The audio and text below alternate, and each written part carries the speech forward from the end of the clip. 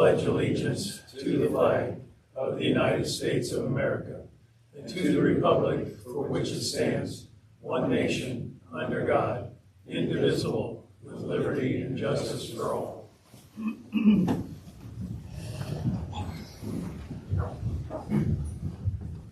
we have a roll call, please? Alderman Barnes? Here? Alderman Toomey? No. Alderman Connor? Here. Alderman Ferry? Here. Roll call complete. Thank you. Since we do not have a quorum, we will not vote on the minutes of our February 18th or March 3rd meetings. If anyone in the audience wishes to address council that's present, if you want to step to the podium, state your name and state your business if you do.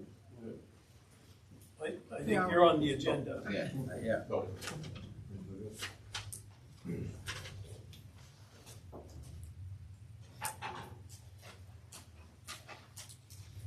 May want to request a hollow microphone for some citizens. Well, thanks for letting me speak. I really wanted to say a few words, especially now before the election. But I want to thank you for the opportunity to speak. My name is Bob Rogers. I live over here on First Avenue. I've been over here before and spoke to you folks.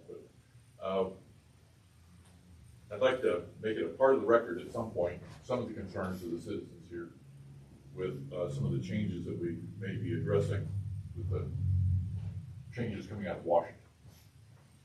So I find it concerning with the changes coming out of the Trump administration, which may ultimately affect Monmouth. We're a small, poor community with a large number of senior citizens who depend on Social Security. For the most part, we also have a local hospital that does care for Medicare and Medicaid patients. If the changes do come down from Washington, where those benefits are then curtailed, is the city prepared for what may happen? When rents can't be paid, electric bills can't be paid, water can't be paid, and the hospitals can no longer serve the population. And now that we have green card status that's now in question, we have the potential of losing the migrant community as well, which does work to keep Smithville afloat, as well as any other businesses in the community that may be relying on that type of labor as well. We also have a college, which I'm sure receives Pell Grants. And so if we were to lose the opportunity for Smithfield, they limit their production, the college can no longer support themselves, then we're at a high risk and we're looking at problems that we've never had to look at as a city before. So I'd like to make it part of the record that we're concerned that these things may occur or may not occur. Maybe I'm just looking at the sky is falling perspective, but I do have to tell you, I am afraid to look up. It is concerning. Anyway, getting back to the immigration perspective, and I said this to Mayor Davies before, is that ICE does show up in town. Is the city prepared for what will happen if they enter our schools? And we already know that birthright citizenship is now not being, it's been reassessed. It's now being interpreted in a way that's never been interpreted before. So is our city going to partner with the federal agencies that come in that may go into schools to take children? What type of trauma that will leave on not only the children being taken, but the children that are witnessing their friends being taken. So there are a lot of concerns that I do have. These are all risks and a reality that we must be aware of and face in the coming future. I heartily encourage the city to make plans to try and alleviate some of the displacement and the disruptions that may occur. So I do hope none of this comes to pass, but it is my concern as a citizen. I do hope that my city council is prepared for those changes if they do come. That's it. Thank you very much. Thank you. Anyone else wish to address council?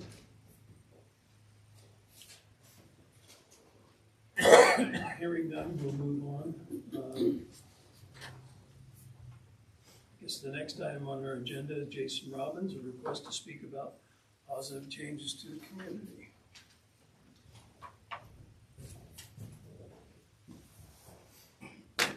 Thank you for allowing me the opportunity to present. I will try to be quick. I had 6 pages. We condensed it down to 1. I'm going to give you a little bit of a background of who I am, and then I'll get into a few of the items that I'm excited about in Monmouth, and then also a few concerns. My wife and I were both born here in Monmouth, and we have resided here for almost 50 years. We have multiple businesses and properties that we've invested in here in Monmouth. We care for Monmouth. We love Monmouth. We've invested over $8 million in the community, touching more than 160 properties over the last 28 years. Last year, we renovated the White Earth birthplace and put $230,000 into that project, half of which was our investment as a gift. We've been able to bring in 50 tourists to Monmouth this last year between the White Earth birthplace and Robin's Nest. These are people that would not have come to Monmouth. We ask people when they lease or rent from the Airbnb or VRBO what brings them to Monmouth, and many of them, it's been the property itself. That surprised me with Robin's Nest. I didn't anticipate that, but because of the size and the accommodation, it fits large groups of people, and a lot of groups will grab that and meet from Chicago and St. Louis, which brings revenue into the community as they spend money.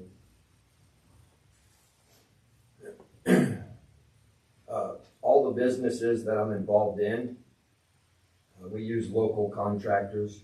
We use many. I have a list here. I'm not going to read them all. But we spend a lot of money here in Monmouth. I'm going to jump into some concerns I have. The city of Monmouth currently owns 74 properties that are not being used by the city. 72 of these are tax exempt. I pulled these properties from the Warren County Courthouse. The city's ownership competes with investors like myself and others. I have examples. I won't get into a lot of the details. If anybody would like to come and talk to me, I would be more than happy to share many details of where this has become an issue. There's become a lack of trust. I've bought 2 commercial properties in downtown in the last 8 weeks. One's under contract that will close later. One has already closed. That was actually on the agenda for tonight. I have not come to the city and talked to the city about my intentions or what I'm doing because of the lack of trust I have. I have 2 other properties that I'm looking at possibly purchasing this year.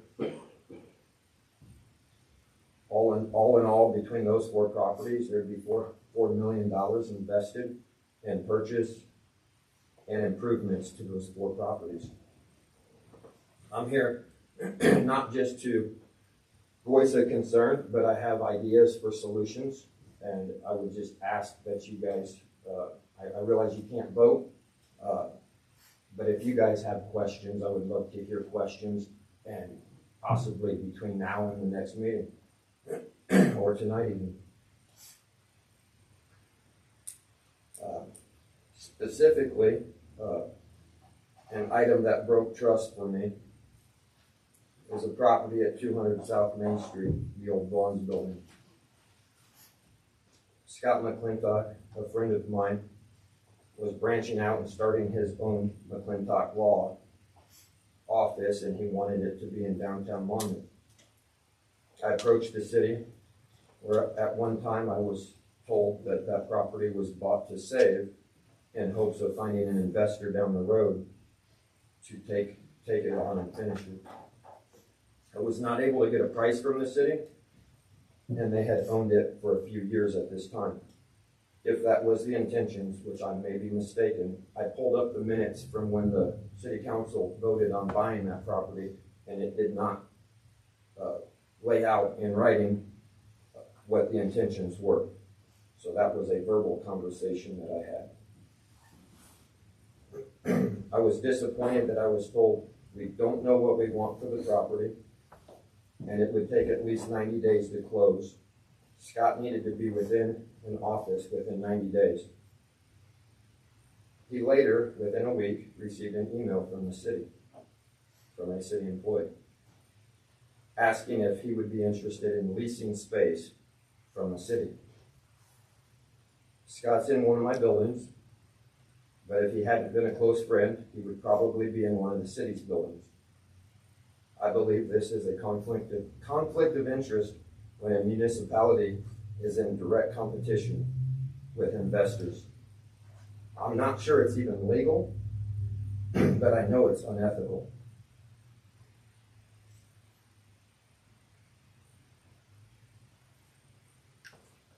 I would be curious, I don't know if I can ask questions, but I would be curious what the intentions are for that property. Is that something that I can ask? Well, I can tell you that that property is a fairly unique property in that when the city acquired it, and if you look at the facade of that building, it includes the portion of Alfano's that they expanded into. And the upstairs of that building, including the Hall Shoe building, which is where the ice cream shop is all one building. It was owned by the Lynch family of Brown, Lynch, and Scott. He left it to his 3 daughters in a will back in 1920-some and left them each section. And then, as it often happens, these things get done hodgepodgely, and it created 3 separate parcels. And even though there are no firewalls interior on the Bonds building, I believe there is, but the rest of them do not. There's one open space. They used to do dance classes up there, Lorna Cox, I'm told. And so it's become a real problem because there's no defining part on the roof, for example. And so, you know, the goal, I think, ultimately was to reunite that property so that it was one building. And Alfano's wanted to expand and keep that. So, you know, there's one exterior stairwell to get up there that is actually, I believe, in the Alfano's portion of what is now the Alfano's portion. It's kind of it's a logistical nightmare, especially for an attorney, for access and other reasons. You know, I guess to expand on the 70-some properties the city owns, if you go through all of those, as the assessor, I was asked to look into that a little bit too. You know, I mean, City Hall is one of those parcels. No, not in my 74, it's not. Okay, well, I left out anything that the city is using. I would like to sit down with you then on the list, because relative to what the assessor provided me that's under the city versus the vacant lots that the city does. The city did at one point acquire lots that were scavenger sale lots. Real estate taxes are sold each year. Sometimes they don't get sold. They just sit there dormant. And if they don't get sold for 3 consecutive years, they become a scavenger sale. We have our treasurer here tonight. I see she probably hasn't done one of those yet because she's relatively new, but they assign a Warren County trustee. You see those signs around town every 3 or 4 years. Submit a bid to the treasurer's office. Minimum bid last time was $450. I bought a 6-foot strip next to my building on 4th Avenue as a contribution to the thing because I already thought I owned it, but whatever. And that's how it's done to put the taxes back, or put the properties back on the tax rolls. The city was mowing a lot of these. I've been city attorney for 24 years, going on 25 years. So, you know, the idea was we're going to buy these lots. We're mowing them anyway. We submitted the minimum bid. Nobody else bid. You could have bid. I could have bid. Anybody in the city could have bid on these. Several of them. Nobody did. the city mowed them with their manpower. We had city liens against them. We felt like it was a good idea to probably control them because we were mowing them anyway. And that's why some of these lots were acquired. I can tell you that from the history of it in the last 24 years. Whether it's against competition, I don't know about that, right? I mean, municipalities provide services, right? So does waste management, so does LRS. You know, that we sold part of our property to LRS for a transfer station. We didn't have to do that, but we did. They offered us an obscene amount of money, I thought. They now have a business in town in the old Alexander's that was becoming super dilapidated. So, I mean, is that a positive? I would say yes. You know, I mean, for every negative, there's actually a decent positive. I'm sorry that you feel like you were mistreated. You know, everybody has their own personal experiences with different people, and I understand that. But the city has to make decisions for the whole, and that's what we try to do. In my opinion, that's what we try to do. Obviously, everybody can have their own opinion of that. And I'm not on social media, and I get that that's the way of the world now, and it's easy to post things and say things without being in front of somebody. But anybody that wants to have a conversation with me with decisions the city has made, I'm not saying they're all right. There have been mistakes made. But I'm not going to deal with somebody on social media about it because I'm not in front of them. I will have face-to-face conversations with anybody that wants to have those with me personally about these properties as you express to them. But I don't, you know, the intent with 200 South Main was originally to try to marry that building back up, in my recollection. That did not become feasible or possible because Alfanos wanted to hold on to their portion. I respect that. I think they thought that there was some duping going on. We agreed to give them a long-term lease back to that. They didn't want to do that. I mean, and there it sits, you know. Our main driver to acquire Vaughn's and the Hall Shoe Store was to preserve those buildings. They were at risk. No one wanted them at that time. We made a significant investment in replacing windows, replacing the roof, doing the tuck pointing, fixing the electrical, the plumbing. We've done a lot of work to them. Two people have looked at it, said they walked away without being all three buildings in one. They didn't want the split interest. You know, I don't know the circumstance surrounding the discussion with one of your tenants. I'm certainly not aware of it. I don't know that circumstance, but I know that we preserved the building and we're continuing to preserve the building. They're finishing up the windows. Underneath those windows that they're replacing, there's some more damage, whether it's structural or cosmetic. They're working on. I think like that property, like any of the properties, if Blue, you know, we would a development agreement, and you know, we receive some fair reflection of the value. You know, we'd certainly consider it. And to my knowledge, and based on the list of things, I think we have 12 to 13 lots that are available. I think one had two neighbors that were interested. I think it's going out to bid in the next month or so, but I'm only aware of maybe 12 to 13 lots that we actually own that could be sold, which if there's, you know, mostly adjacent landowners buy them, but that's what I'm aware of. And I'm not going to speak for the city council, but if somebody comes here tomorrow to City Hall and says, I want that lot and I'm going to build a house in the next 6 months, I'll bet you this city council would probably say, we'll give you the lot. If you agree in the next 6 months, you start construction. Yeah, I get that. What I'm having a problem with is that these properties are not up for sale and not going to auction, and the city's collecting them. And they want, I believe that what you said, Markham, I totally agree with. Anyone could have bought the empty lots, and I have. I've bought some of the lots, and I've bought some actual houses and other properties through the county sealed bid auction after the 3 years of back taxes haven't been paid. So I'm very familiar with that process, and I've been involved in that process. But to my knowledge, I mean, even right now, if the idea is to get an investor to finish 200 South Main and eventually marry those two, the city's owned it for 9 years. My question is, how do we not have a price established? How do we not have it marketed? How do we not have it at least accessible for people to know that it's for sale?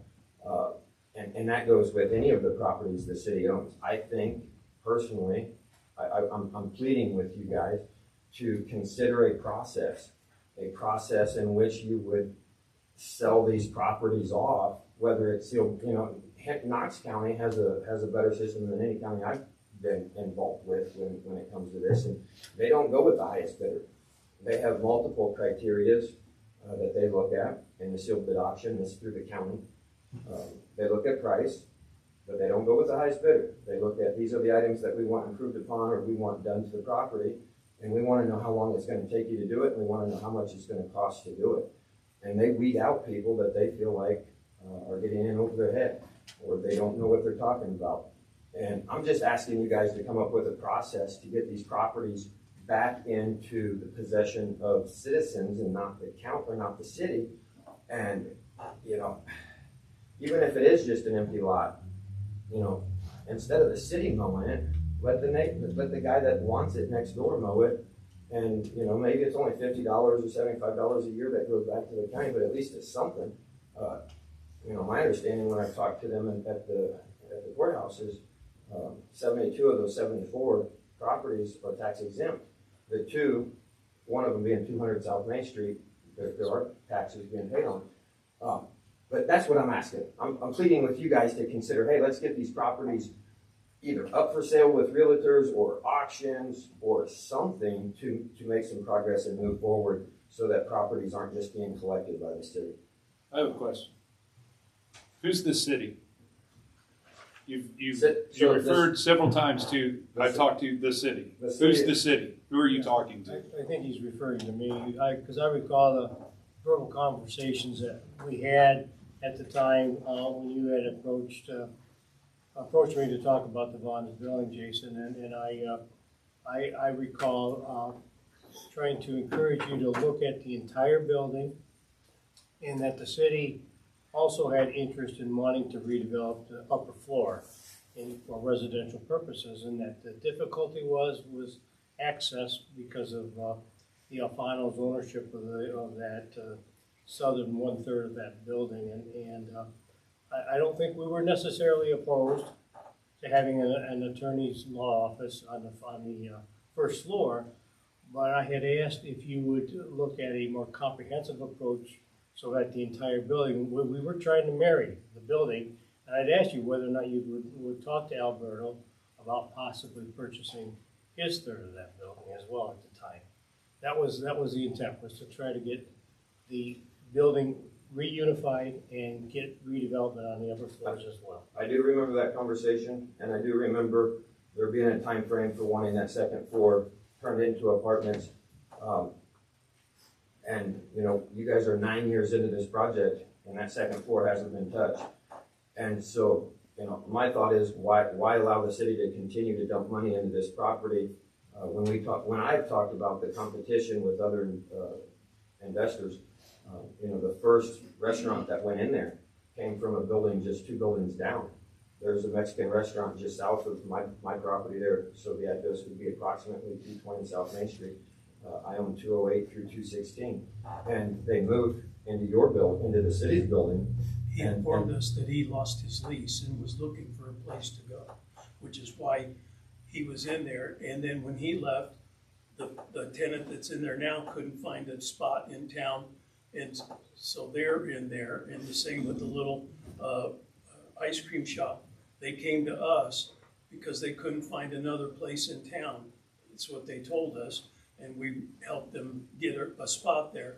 And the same with the grocery store. They lost their spot and they couldn't find a spot, so they moved into our spot. Those were not us soliciting them. They came to us because they needed a home, and we were able to provide that. Now, again, we're trying to get the building secured, and I hope that we can get that done very soon. And if there's a development for this thing, we would love to see the whole thing developed. We've never not wanted it all developed. Yeah, I think one asset that the city brings to the table is it has the patience to get control of the entire building. I believe that particularly redevelopment of those upper floors are critical for the overall long-term health of that property. And the only way that's going to happen is if it's under one ownership. And I think that there has been a role that the city has played that's been useful in hanging on to 2/3 of that building, hoping to eventually acquire the remaining 1/3 so that it can be redeveloped in its entirety. Yeah, I'll leave, you know, we've talked about how the city hasn't solicited for other businesses, but the very one that I brought in conversation, a week later, the city reached out to that person and said, hey, are you interested in leasing from me? Basically, instead of Jason. I'll leave copies over here if anybody would like to take one. When you say the city, you mean Lou? Yeah. So that has happened. So did you reach out to Scott and have him do that? Ask him to do that? I don't recall if there's I have an email that I'll leave copies of right over here. I'm not denying it, I don't recall, but it's possible, yeah. And for me, as an investor in Monmouth, I don't trust coming to Monmouth to discuss ideas and thoughts. I mean, I've got a lot of different ideas and thoughts that I would love to do, and that trust has been broken. So I'm just asking you guys to consider not being a competitor with investors. I don't understand why the city wants to buy properties. I'm not saying I have to be the owner. That's not what I'm saying. I'm saying allow investors to come in. By competing with investors, you're going to push us out. That's what I'm saying. Thank you for your time. Thank you.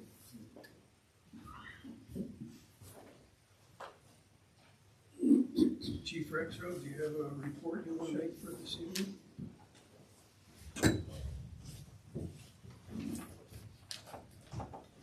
Thank you, Mayor and Council. For the month of February, we had 132 calls. It's 261 so far this year. A couple of those calls were those structure fires. I think I went over at the last time I gave a report last month. But other than that, nothing too major. Rest of it's kind of brief. We do have an instructor class going on at the fire department right now. This is to teach firefighters how to teach other firefighters. And so it's a really good class. It was a great opportunity for us to actually host the class at our department instead of having to send them away for this training. So we actually have 6 firefighters in this class right now. And then there's a handful of other firefighters from neighboring departments that are out there getting that training as well. So great opportunity for the firefighters. And then we did apply for a grant last month. This is the Fire Station Construction and Rehabilitation Grant. And this is administered through the Office of the State Fire Marshal. And it actually hasn't been available to fire departments to apply for a very long time. I can't remember the last time this was available, but they actually opened it up last fall, and it's available for fire departments to apply to up to $350,000 to either put towards a new fire station or make upgrades to your current fire station. And so we did submit a grant request to make some modifications to Station 2, and it was things like replacing the heat on in our truck bays, repairs to the concrete and the inside on the truck floor, and then an emergency generator, and to upgrade the lighting in the station and do all the LED lighting. So hopefully we're successful with that, but I think that will be a very competitive grant since it wasn't put out for so long. Some service anniversaries. Devin Bimowski has 2 years. Paul Gangeri has 3 years. Tyler Osborne, 7 years. Travis Bittner is 22 years. And Dan Chard is the big winner with 24 years now in the department. So congratulations to them. And then lastly, I just wanted to let you know that the fire department's eligibility list will expire in July. And so likely toward the end of this month, we will be getting applications out for entry-level testing which will likely occur in June. I think it is June 21st is the date for our testing. So the Police and Fire Commission will be helping us out with that. There'll be the physical agility test and the written test on that day. And so we'll get a new list established and be set for hiring. So any other questions? All right, thank you. Thank you, Chief. Chief Schweitzer, you have a report for February? Thank you, Mayor, Council. For the month of February, we made 49 arrests. We issued 99 citations. Calls that came into dispatch were 2,970. MPD handled 1,366 calls, and the dispatch center in total handled 2,629 calls. MPD handled 20 accidents, and the officers worked 12 grant hours during the month. During the month of February, officers spent approximately 20 hours in court for various traffic and criminal cases.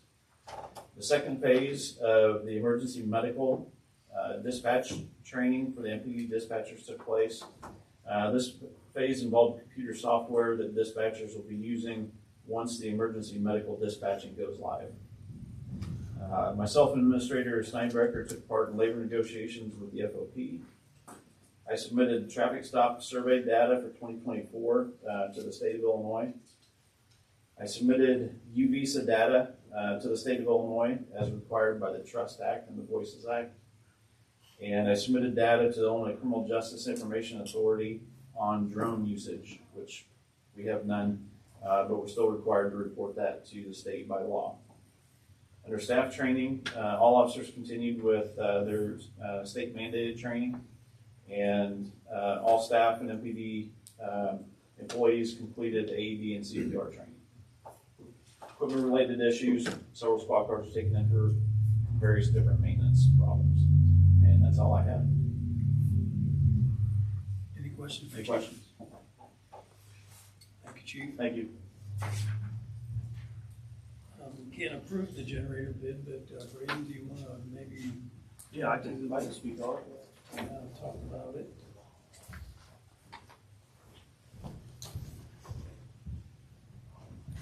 Good evening. So this generator is for the new or the proposed water treatment plant on West Harlem. This is the backup generator. We lose power, keep the plant running. It is a liquid propane, or excuse me, a natural gas generator is what we requested with an output of 400 kilowatts. We kind of tuned the bid to be more towards a cat generator because it's easier to find parts for locally. We actually only got one bid on this. I would be searching for approval here, but we did receive one bid on this for $245,000 or $245,200, and that was from Quick Electric Contractors. One thing that's worth mentioning about this bid is all the money that's funding this generator, as well as some previous equipment that we've approved through council for this water treatment plant, has come from Rebuild Illinois grant funds. So none of this money is coming out of the city's pocket. It's all funded through a grant. So, yeah.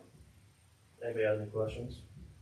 I'm sorry, did you say this is replacing the generator? Or? No, so this is if I did say that, I apologize.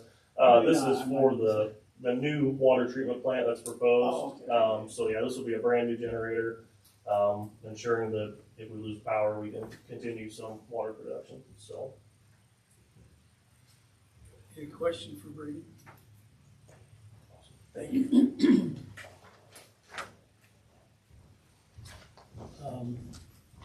Guess we had a TIF commercial rehab application, but we can't address that this evening.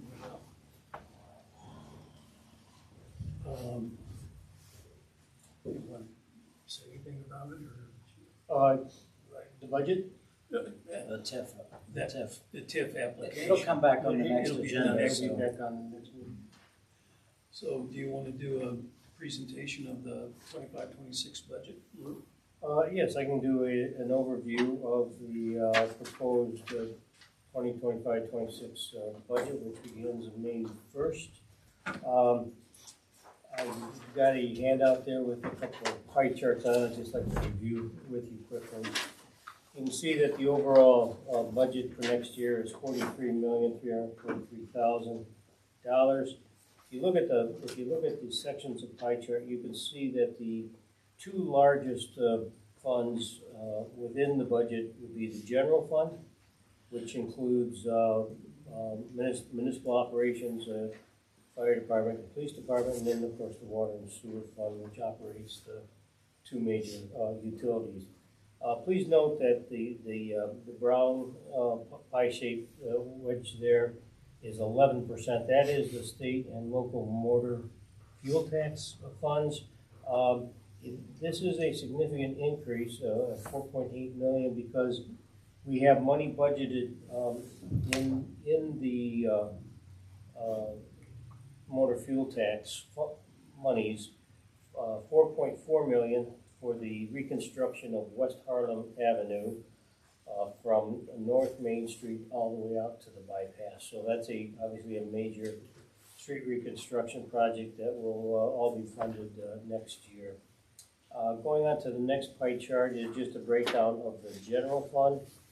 And again, you can see the three big departments there are police department, fire department, and municipal operations, which includes the street maintenance and all of the public works activities that go on, other than water and sewer.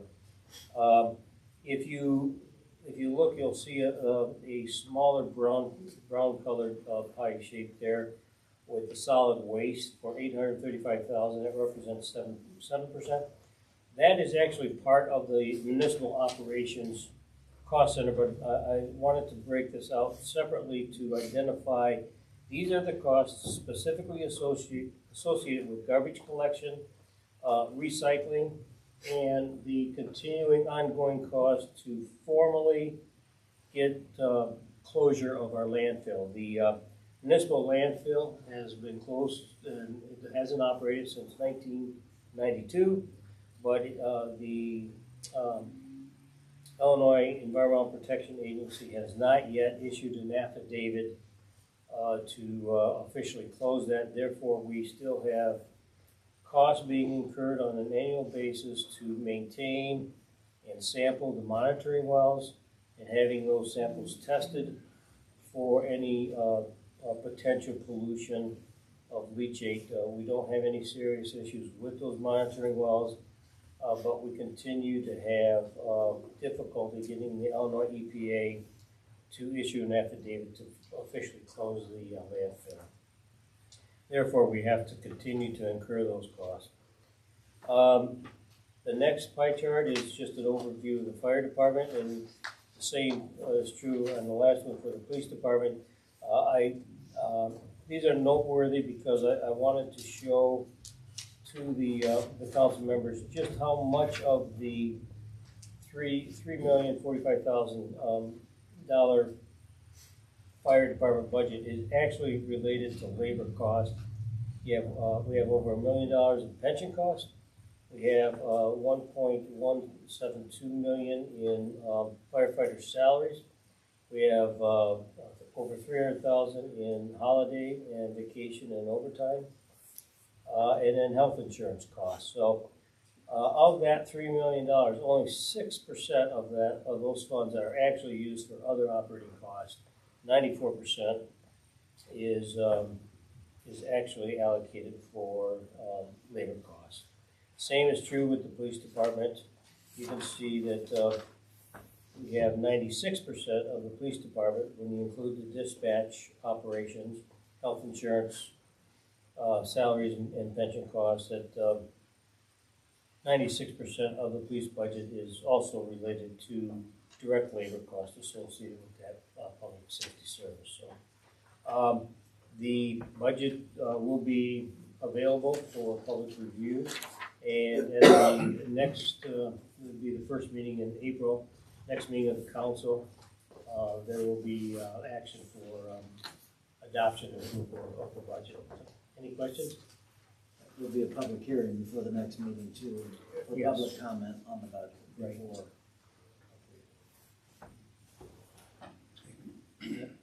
Council, any questions for me? I think that concludes. No execs. I think that concludes concludes all of our business that we're able to conduct this evening. Yeah, any action item that was on there, this agenda will be on the next agenda so that it can be hopefully voted on. Apologize for the no quorum.